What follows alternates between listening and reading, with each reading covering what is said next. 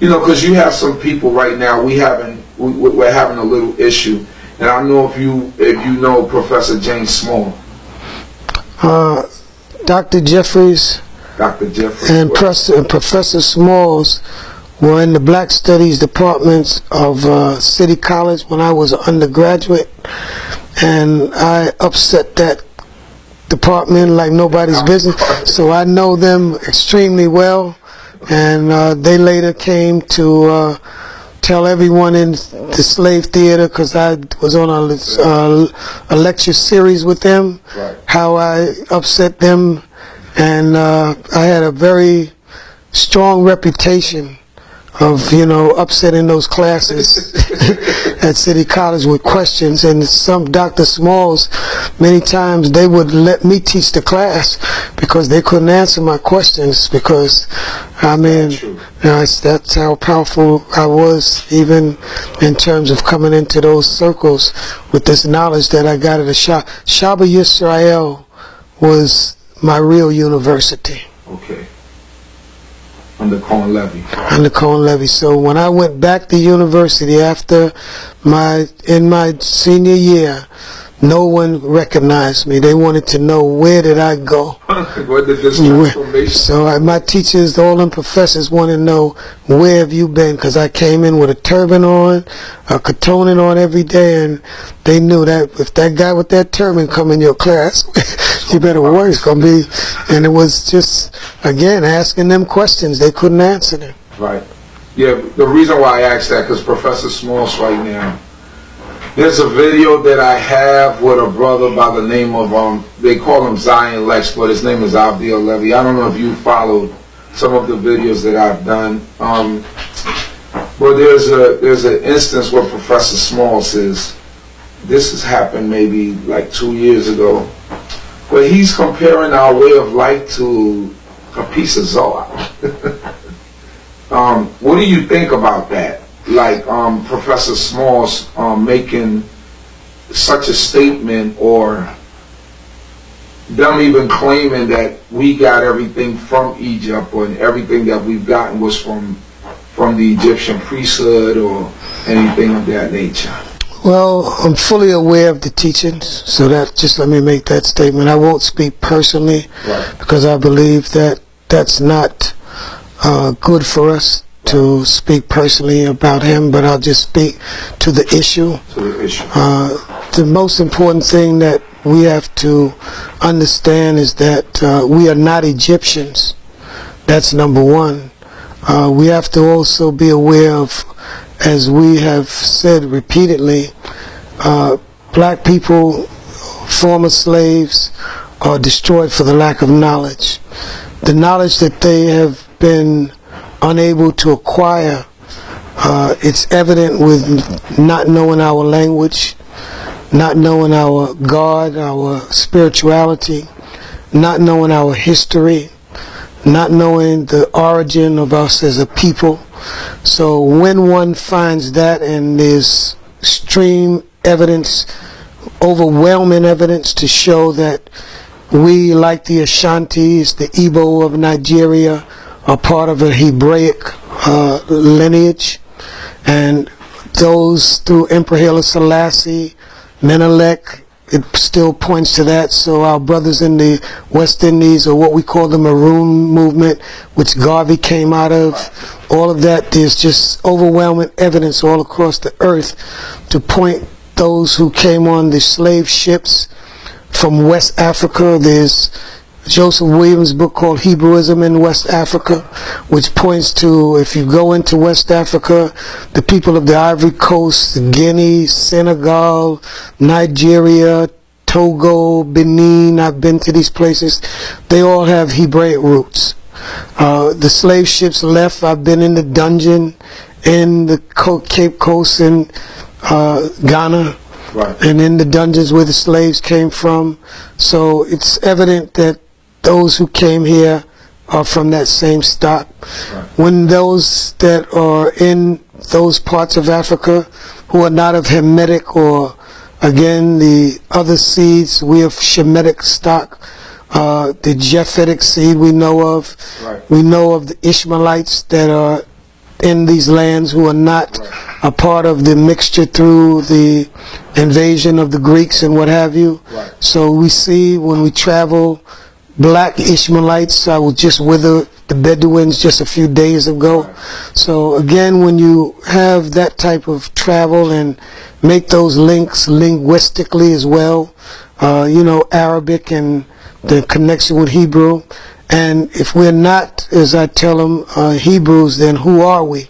Because those who claim that we're Kemet or whatever, is something else. When you look at the principles of Mahat or those rules that they have, you can see that there's a difference. I have them, I've compared them with the Torah. They're not the same. Again, there's a universal knowledge that covers all African nations. Right. So it's not that someone started it.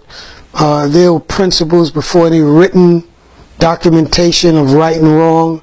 Right. People knew across Africa that thieves and stealing was wrong. Right. Adultery was something that'll get you put to death. Right. It's not in the Egyptian inheritance, not an Israelite inheritance alone, but it's universal knowledge. So again, when you look at anthropology and how nations develop and how information spreads, you see how languages also take their change over time. They're all connected. Right. So again, a broader mind, deeper understanding of different nations, and the fact that the Sudanese represent Egypt today. Egypt is known as the United Arab Republic. I've been to Egypt, to Cairo, and you've spoken with the people that are there, the people we know as the Nubians, you understand? Directly visit their homes. It just opens up an entirely different door. And you know who went on the slave ships. There are records that they have in this country, and you begin to go into the south and go to the Gullah Islands, and you understand it's just too much information. Right. So that connects us to being who we are. Right. So I understand that there are different levels of knowledge amongst our people. I don't put anyone down. I acknowledge them for where they are. Right. But with more research and more growth, I believe in turning over every leaf. So that's why I know about chemic studies, and I know and I enjoy speaking with Dr. Smalls even today. Right. Any of them, Dr. Jeffries. Right. They're more open now because I've heard them admit to certain things. They've had to turn to the Hebrews.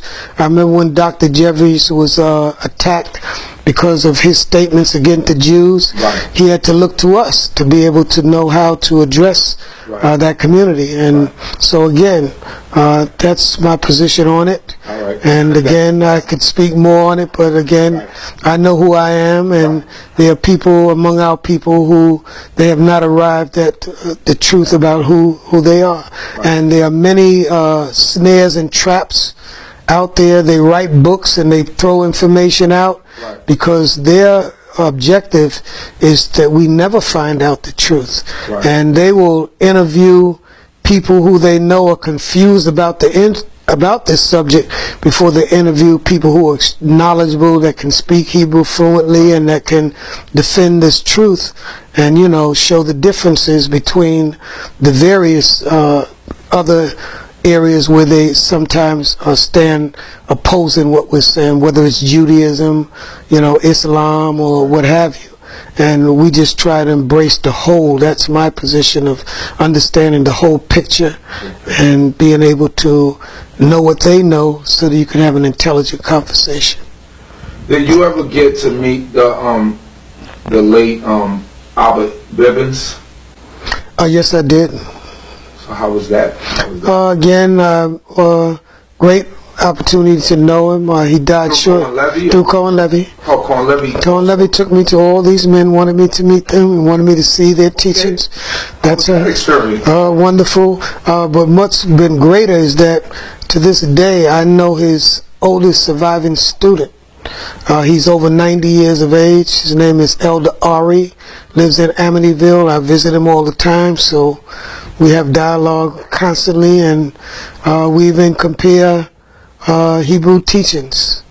So again, there's some knowledge that I still exchange with him, and I get from the teachings of the school, which later became, I think, was known as the Tanakh School, and those brothers up. So no, I know the original teachings and those. Because and it's great that we could speak about this, because there's a lot of the schools that branched off of Abba Bibbens. I think sometimes they misconstrue what the man was about. And from all the elders like Nasi Barak, yourself, Chief of Chiefs, all of you guys have met him, and I get a different story. Tanakh School. He used to read the Hebrew out of the scroll. Absolutely. He used to, because I believe he studied under Rabbi Matthews. Yes, again, if he did not, I can't say whether that was actually, but the same school of teachings. You understand? They were founded in Torah and reading the scrolls and all of that. And again, did he incorporate the New Testament, or did he just? Well, again, I never heard him speak about New Testament. You understand? That wasn't what I heard when I was in his presence. It was Torah. And the 12 charts, did you see that? Did he have that implemented? These brothers have the 12 tribe charts. Jamaican is Benjamin. He knew and understood the 12 tribes as all the other teachers had of that day. Based on the Tanakh, there are territories that, when you speak about the 12 tribes, it's not all Cubans, all Panamanians, but Israel is in all of those places. So there's some truth in that, but being able to precisely understand it and explain it and articulate it is what makes these differences. Again, so that's just a fine line. I don't let that disturb me in any way. I know what is the facts of who we are, because we have been mixed into Puerto Ricans, all Central America. So again, I understand what they're saying. Because Nasi Barak, when I was speaking with Nasi Barak, and he was telling me when he was up there, because Nasi Barak was up there for a few years with Abba Bibbens, and he was saying about the Hebrew that they speak now. Everything is shalom, and so he told me that Abba Bibbens told him that he was sitting at his table one day studying, at his kitchen table studying, and that a man appeared to him in a gray suit, I believe he said, and told him that no, the way that he was doing Hebrew is wrong, that this is the way that he should do Hebrew, and everything is just shalom, the way that these brothers speak it. Your Hebrew teacher is, and not talking down, but your knowledge of Hebrew, is that correct? Or the way that we speak the Hebrew, is that the correct way? Because people, you said that men had visions with certain things, and they put certain things on you because of those, and those things came through.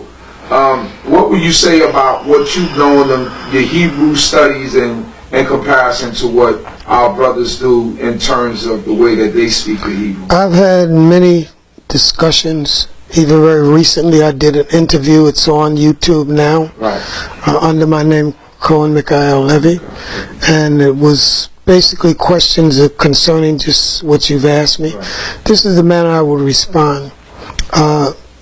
In the Hebrew language, when you read the ancient Hebrew, there are no niquidot, or the vowels as we would call them. So that there's still, even with the consonants, there's still a pattern of unwritten niquidotes.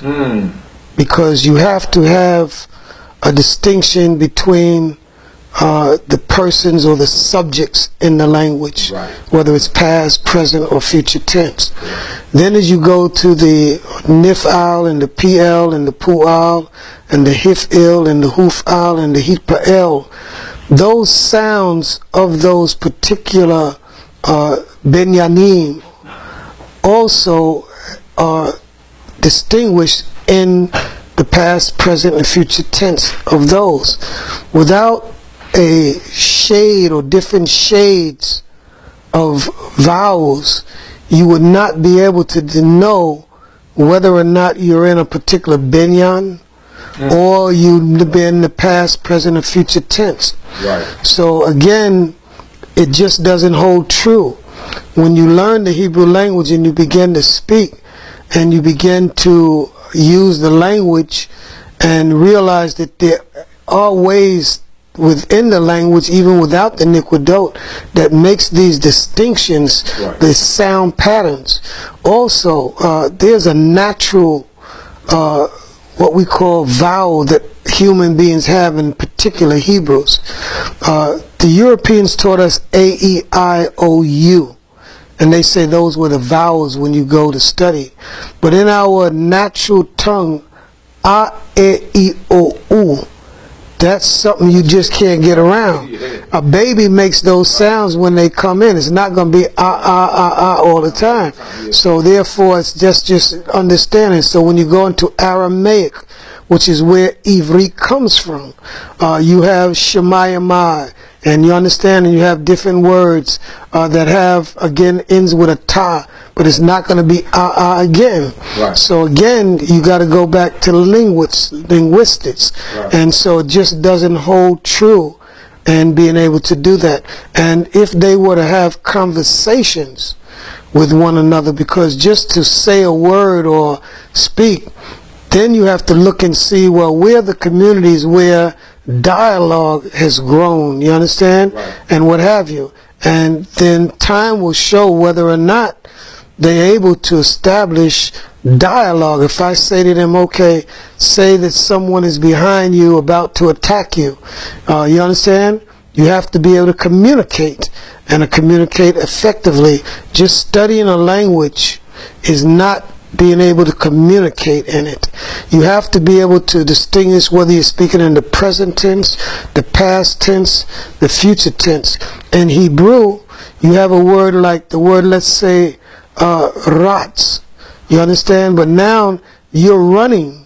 But if someone is chasing you, you're also running, but you got to be able to distinction. So that's when you got to have sound patterns to be able to distinguish those particular tenses and what have you, and whether you are in a active verb form or passive.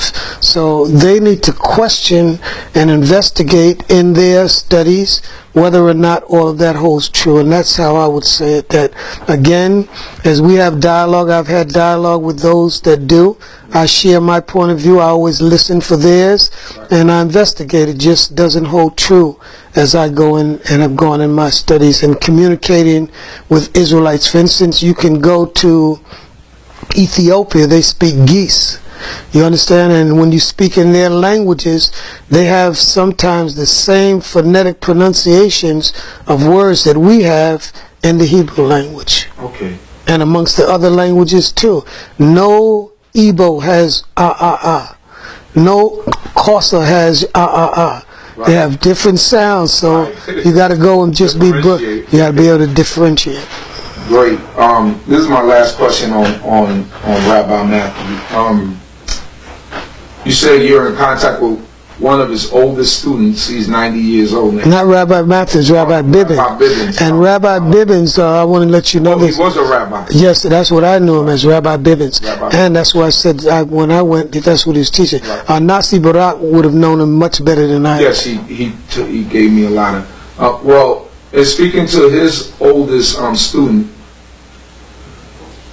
did he, in your conversations with him, did it ever come to your knowledge that he worshipped Jesus, or was it because the only reason why I'm asking this because these brothers they're what they call Messianic brothers, or we're considered non-Messianic. Did in any of that, was there any did he ever tell you that this is the way that they went going into the New Testament? Was there any? Simple, easy answer. Absolutely not. Torah founded to this day.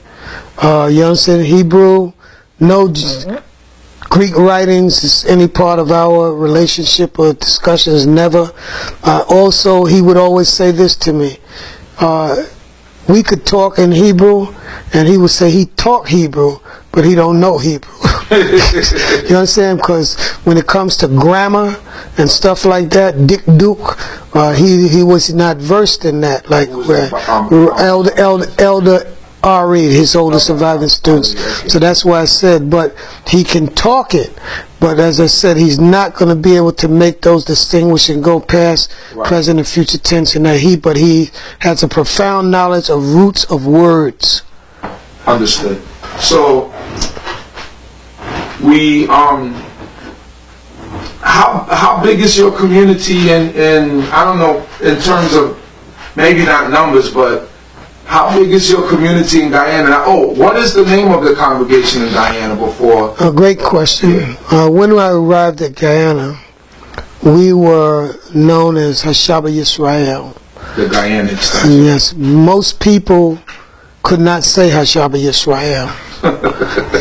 Yeah, the H. So again, that was very difficult. Yeah. They'd also ask, where are you from? Yeah. And I would have to say our headquarters in Brooklyn. Right. They wanted to go to Brooklyn. They wanted to go to Brooklyn. So that's where they would want it. Yeah. As I grew over the years, I went from understanding of congregationalism to nationalism.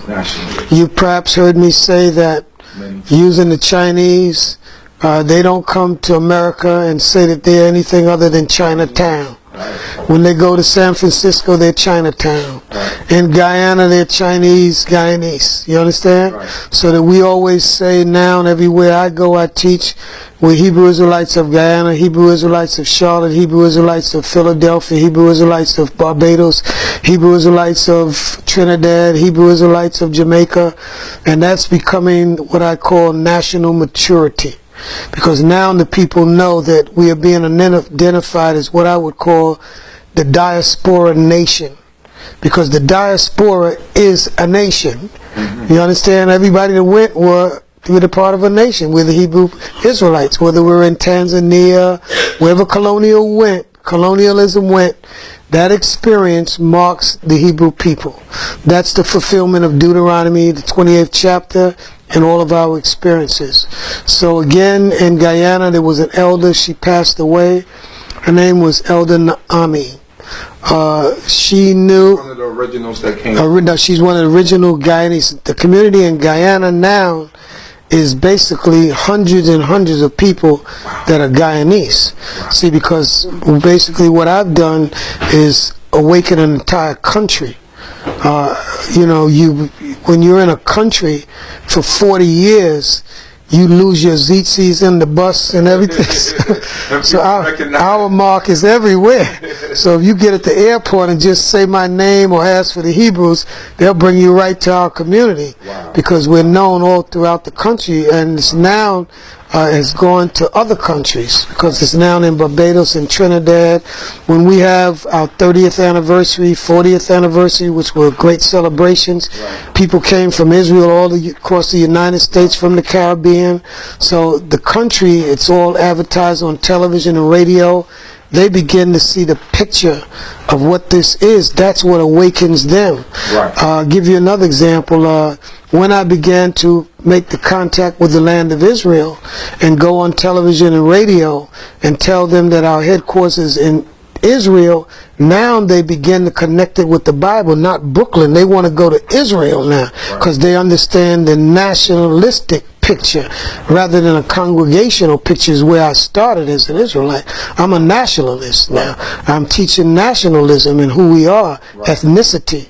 So again, when I was in Guyana, in Israel just a few days ago, we had what we call various theaters of what we call the State of the Union, the State of the Nation Conference, where every representative from different regions just a few days ago had to give a report updated. This is done every year. So I can tell them how we've progressed, where we are at this point in Guyana, Trinidad, and what have you, because that's my portfolio on that national level.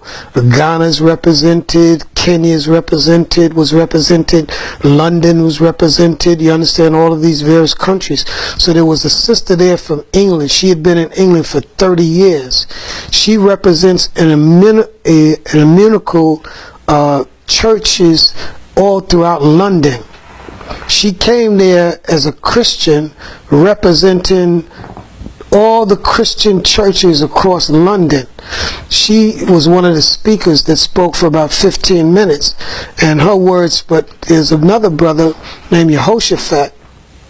He represents the London jurisdiction with another brother known as Cohane. And so at that point, they allowed her to say something, and she immediately said, I need to find the brother and speak from him. Is he here? The brother from Guyana, because I left Guyana 30 years ago. And she told everyone that when she goes back to London, she's going to have a problem because she's going back there not a Christian, but she has found out and knows that she's a Hebrew Israelite. Wow. And now that this person who has got up and spoke, because I spoke before them, and she now knows that these teachings have been in her country for 40 years, so we may exchange information, and she's no longer Christian. She's a minister, Christian minister, who's on the board of all these churches of London, and she's going back there Hebrew Israelite, so she knows that her job is finished. That's right. She's kicked out, and she doesn't care, just to show you the profoundness of this. So again, in your original question, in terms of being there in Guyana, no, I'm working and have been teaching for 40 years, ministers of government, president himself. I have a meeting with him in a few days. I mean, this is going to an entirely different level. Because when you hear truth over and over again, and I had president that have called in, because he called in and asked this question. One of the late presidents, as I said, of Guyana, yes. He called in and he asked this question. He said, this man has been coming on this television and radio for years, and he's been saying to the people of Guyana, you're Hebrews, and that Christianity is a deceptive religion. It's the religion of colonialism, because the slaves were Christianized in all of the territories. Right. And he said, why has no one ever come on and challenge him? We have all of these missionaries here. We've having even people of Guyanese ethnicity who have heard him. Why have not any of them come on to refute what he's saying? And the Guyanese people call in and they say they don't want to come on the station with him because they know that they'll be embarrassed and they cannot, refute this information because it's based on old, new. And they ask me sometimes, have you read the New Testament? And I tell them I read from Matthews to Revelation, then I read from Revelation back to Matthews, so I read it frontwards and backwards. Ask me anything you want. And so they know. You can't challenge this. Truth. And we know in the community that you are a great representative of the entire community. And absolutely. It's a blessing. I want to just say this. I'm your product. I'm the product of every Israelite community in New York City. Hallelujah.